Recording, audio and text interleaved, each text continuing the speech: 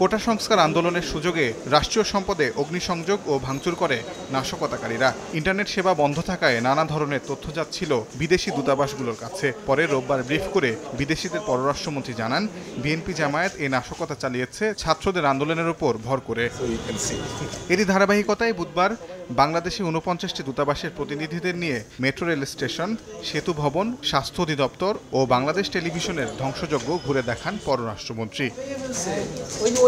ক্ষতিগ্রস্ত রাষ্ট্রীয় স্থাপনা দেখে বিদেশি কূটনীতিকরা স্তম্ভিত হয়েছে বলে জানান ডক্টর হাসান মাহমুদ। বিদেশিরা সরকারের পাশে থাকার আশ্বাস দিয়েছে বলেও পরিদর্শন শেষে রাষ্ট্রীয় অতিথি ভবন পদ্মায় এক ব্রিফিংয়ে জানান পররাষ্ট্রমন্ত্রী। বিদেশি কূটনীতিকরা যাওয়ার পর তারা অনেকেই বলছে দিস ইজ শেম।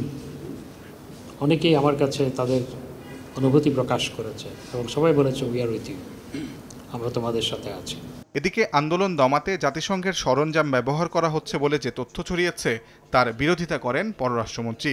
বিদেশে গুজব ছড়াতে বিএনপি জামায়াত পাকিস্তানিদের সহায়তা নিয়েছে বলেও অভিযোগ তোলেন তিনি। জাতিসংঘের কোনো ভেহিকেল ব্যবহার হচ্ছে না, এগুলো জাতিসংঘ শান্তি মিশনে ভাড়া দেওয়া হয়েছিল, লোগোটা মোছা হয়নি ভুলে, তো সেই লোগোগুলো মুছে দেওয়া হয়েছে। এখন এইভাবে আমাদের বিভিন্ন মিশনের সামনে যে বিক্ষোভ হয়েছে, এই বিএনপি জামাত চক্র সেখানকার পাকিস্তান কমিউনিটির সহায়তা নিয়েছে এবং গুজব ছড়াচ্ছে। সাম্প্রতিক ঘটনায় বিক্ষোভ প্রদর্শন করায় আরব আমিরাতের পাশাপাশি সৌদি আরবেও কয়েকজন বাংলাদেশি গ্রেপ্তার হয়েছে বলে তথ্য দেন পররাষ্ট্রমন্ত্রী। সৌদি রাষ্ট্রদূত অবহিত করেছেন, তারাও সেখানে তাদেরকে গ্রেপ্তার করেছে। তাজওয়ার মাহমিদ, সময় সংবাদ, ঢাকা।